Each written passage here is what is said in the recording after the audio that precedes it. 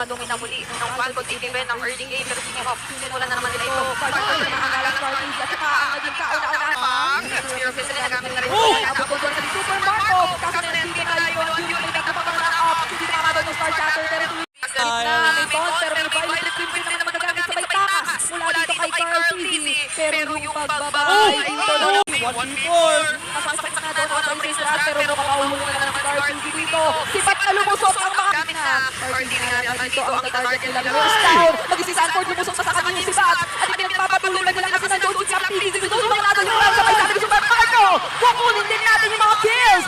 3-4 kill para dito sa goal laner ng Falcons AP Friends. Good setup mula sa Minotaur. This might be the final push. Bala inaantay na Falcons TV. Nakakalahati nga doon sa Cap TV. Pero Ogo na napagandang pasok. Ang Sibeti unit. Si Cap TV na target naka-double kill pa. Dahil mag-isi Ogo ay wala na. Ikaw na mula doon. Pero yung mga sikat ay lumumusok. Kaya na mga super kill ng Super Marco. At yan na naman yung Spirit of Destruction. Kaso mahuhuli ata ng bahagya. Si Sibeti unit sumasakit na rin talaga. Pero yung Appraisers Rat na bumagsak at kinuha pa yung Benedetta.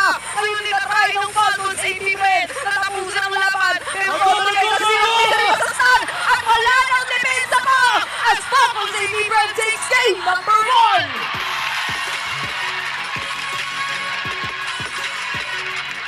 Ang nagundong ng mga Hive